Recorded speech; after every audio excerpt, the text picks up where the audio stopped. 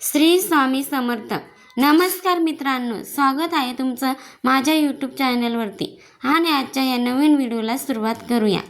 स्वामींचा कृपा आशीर्वाद प्राप्त करून घेण्यासाठी कमेंट बॉक्समध्ये श्री स्वामी समर्थ लिहा.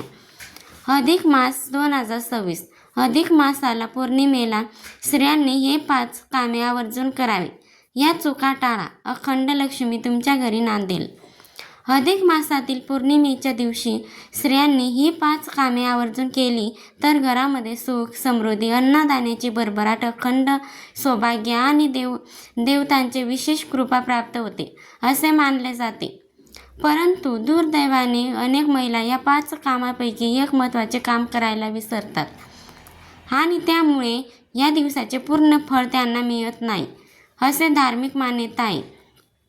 मित्रांनो, अधिक मास हा स्वतः भगवान विष्णूंना समर्पित मानला जातो आणि या अधिक मासात येणारे पुरुषोत्तम पौर्णिमा अत्यंत पुण्यदायी मानली जाते.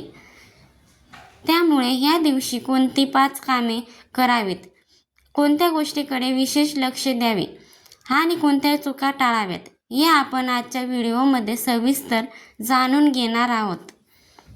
नमस्कार मित्रांनो, श्री स्वामी समर्थ.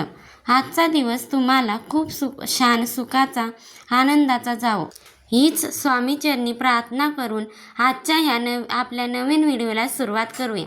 मित्रांनो, ह्या वर्षातील मासातील पौर्णिमा तिथी 30 मे 2026 वार शनिवार सकाळी 11:57 सुरू होत आहे आणि 31 मे 2026 वार रविवार या दिवशी दुपारी 2:14 समाप्त होत आहे. उदय तिथीचा विचार करता पौर्णिमा व्रत पूजा 31 मे 2026 रोजी रविवारी केले जाणार आहे. चला तर मग जाणून घेऊया अधिक मासातील पौर्णिमेच्या दिवशी स्त्रियांनी आवर्जून करावे ही 5 महत्त्वाची कामे. नंबर 1. मुख्य दरवाजा आणि उंबरठ्याची विशेष पूजा. मित्रांनो, आपल्या घराचा मुख्य दरवाजा हा केवळ प्रवेशद्वार नसतो, तर तो सकारात्मक ऊर्जेचा मार्ग मानला जातो.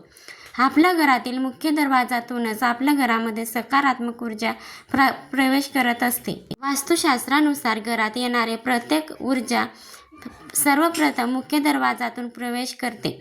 म्हणून पौर्णिमेच्या दिवशी सकाळी लवकर उठून स्नान करावे. त्यानंतर तांब्याच्या लोट्यात स्वच्छ पिण्याचे पाणी घ्यावे. हे पाणी उंबरठ्यावर आणि मुख्य दरवाजाजवळ शिंपडावे. असे केल्याने घरातील नकारात्मकता दूर होते आणि शुभ ऊर्जेचे आगमन होते असे मानले जाते. यानंतर मुख्य दरवाजा स्वच्छ पुसून घ्यावा. जेवढा सुशोभित करता येईल तेवढा अवश्य करावा. रांगोळी काढावी. उंबरठ्याला हळद कुंकू व्हावेत. अक्षदापन करावेत. फुले अर्पण करावेत आणि धूप दीप टाकून उंबरठ्याची पूजा करावी. यावेळी मनोभावे प्रार्थना करावी. ये देवा, आमच्या घरात सदैव सुख, शांती आणि समृद्धी नांदू दे. नंबर 2.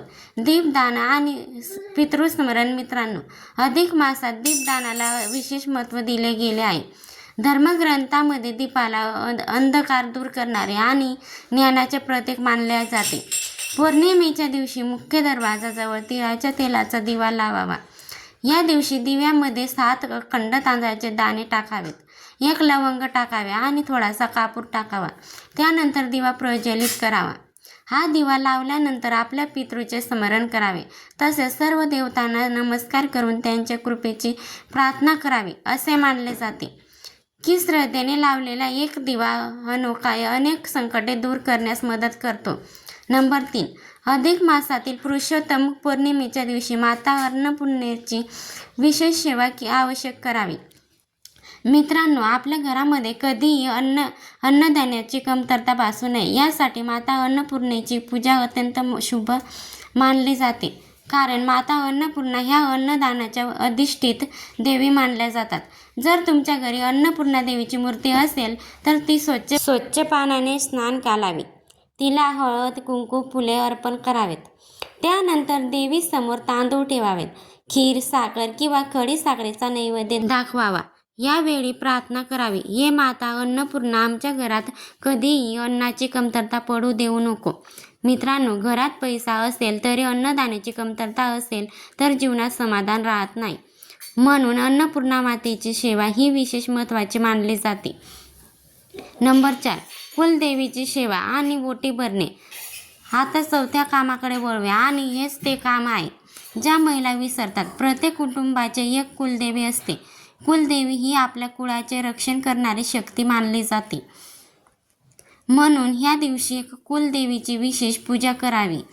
देवीला हळद, कुंकू, फुले अर्पण करावेत. शक्य असल्यास ओटी भरावी. नारळ, सुपारी, हळद, कुंकू अर्पण करावे आणि संपूर्ण कुटुंबाच्या सुख शांतीसाठी प्रार्थना करावी. जर कुलदेवीची मूर्ती नसेल तर सुपारीला कुलदेवीचे स्वरूप मानून पूजा करू शकता.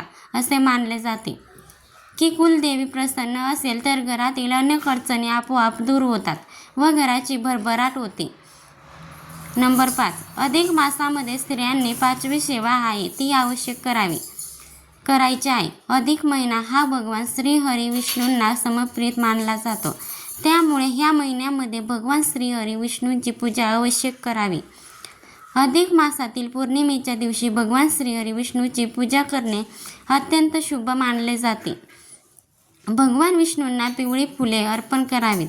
तुपाचा दिवा लावावा. शक्य असल्यास अभिषेक करावा आणि ओम नमो भगवते वासुदेवा या मंत्राचा जप करावा. हा मंत्र मनाला शांतता देणारा आणि भक्तिभाव वाढवणारा मानला जातो. ज्यांना जास्त वेळ नसेल त्यांनी 11 किंवा 21 किंवा 108 वेळा जप करावा. अधिक मासातील पुरुषोत्तम पौर्णिमा ही अत्यंत पवित्र व शुभ मानली जाते. त्यामुळे ह्या पौर्णिमेच्या दिवशी महिलांनी विशेष उपाय आवश्यक करावे. ते म्हणजे स्वस्तिक पूजन. मित्रांनो, या दिवशी स्वस्तिक काढणे अत्यंत शुभ मानले जाते. स्वस्तिक एक मंगल, कल्याण आणि समृद्धीचे प्रतीक आहे. मुख्य दरवाजावर हळदीने किंवा कुंकवाने स्वस्तिक काढावा. देवघरात स्वस्तिक, स्वयंपाकघर घरात ही स्वस्तिक काढू शकतात.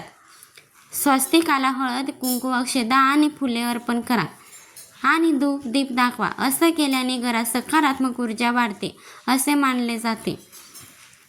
कोणत्या चुका टाळाव्यात? मित्रांनो, या दिवशी शक्यतो घरात भांडण, वादविवाद आणि खोटे बोलणे टाळावे. अन्नाचा अपमान करू नये. देवपूजा घाईघाईने करू नये. दान धर्म करताना अहंकार ठेवू नये आणि कोणत्याही गरजू व्यक्तीला रिकाम्या हाताने परत पाठवू नये. कारण अधिक मासामध्ये दानाला खूप जास्त महत्त्व दिलेले आहे. त्यामुळे तुम्हाला शक्य होईल तेवढं ह्या पौर्णिमेच्या दिवशी आवश्यक दान करावा. याचं तुम्हाला अक्षय पुण्यफळ मिळत असतं. त्यामुळे तुमच्या ऐपतीप्रमाणे थोडंफार का होईना दान आवश्यक करा किंवा एखाद्या गरजू गरीब व्यक्तीची मदत आवश्यक करा. तर मित्रांनो, अधिक मासातील पौर्णिमेच्या दिवशी स्त्रियांनी आवर्जून करावी ही 5 महत्त्वाची कामे किंवा ह्या महत्त्वाच्या सेवा आवश्यक करायच्या आहेत.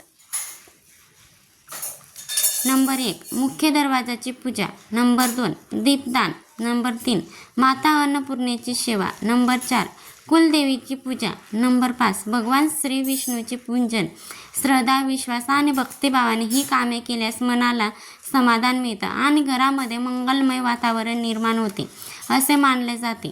तुम्ही ह्यापैकी कोणते काम नक्की करणार आहात ते मला कमेंटमध्ये नक्की सांगा आणि व्हिडिओ आवडला असेल तर लाईक करा आणि तुमच्या मित्रपरिवारासोबत शेअर नक्की करा आणि चॅनलला सबस्क्राईब करायला विसरू नका.